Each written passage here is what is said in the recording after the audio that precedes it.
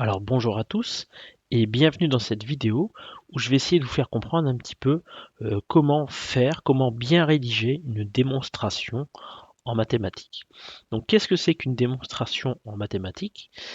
Eh bien c'est un moyen d'expliquer sa réponse en fait en géométrie, de justifier sa réponse, de tenir un raisonnement en fait. Alors le meilleur moyen de vous le faire comprendre, c'est de comparer faire une démonstration à faire un gâteau. Quand on veut faire un gâteau, le but du jeu, c'est de faire un gâteau.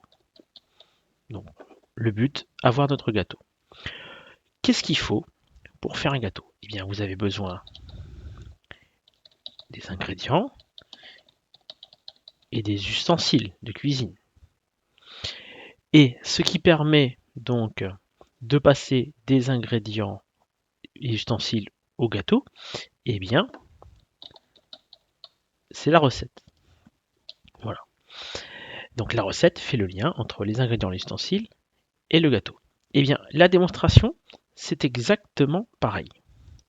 Le but du jeu, c'est d'avoir une conclusion. Ce qui va jouer le rôle des ingrédients et des ustensiles, c'est ce qu'on appelle les données de départ. Alors les données, ce sont les informations qui sont apportées par l'énoncé, ce sont les valeurs qui sont notées sur une figure géométrique, le codage par exemple. Voilà, ce sont toutes les informations de l'énoncé. Voilà. Et donc, ce qui fait le lien, alors attendez, hop, voilà, ce qui fait le lien ici entre les ingrédients, l'ustensile et le gâteau, on va mettre une petite flèche ici. Voilà, donc les ingrédients ustensiles permettent de passer grâce à la recette jusqu'au gâteau. Donc c'est la recette qui fait lien entre ingrédients, ustensiles et gâteau.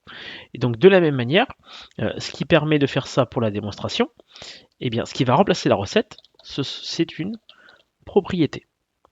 Donc la propriété fait le lien entre les données de votre problème et la conclusion. C'est elle qui indique comment les utiliser. Alors on va compléter un petit peu, tout ça. Si je reprends mon gâteau, si par exemple je veux faire un gâteau au chocolat, euh, est-ce que j'ai besoin tous les ingrédients qui sont dans mon frigo par exemple, hein? Est-ce que j'ai besoin du beurre? Est-ce que dans mon épicerie j'ai besoin de la farine? Est-ce que j'ai besoin de la mayonnaise? Est-ce que j'ai besoin des cornichons? Vous voyez? Non, j'ai pas forcément besoin de tout ce qui est à ma disposition. J'ai besoin uniquement les ingrédients et les ustensiles utiles dans ce cas-là pour faire ce gâteau-là. Eh bien, en mathématiques, pour la démonstration, c'est pareil. On ne va pas forcément utiliser toutes les données du problème. On va utiliser les données utiles pour répondre à cette question-là. Donc, dans cette partie-là, il ne faut pas mettre tout ce qu'on sait, il faut choisir vraiment bien ce qui permet de répondre à la question. Je reprends toujours mon gâteau.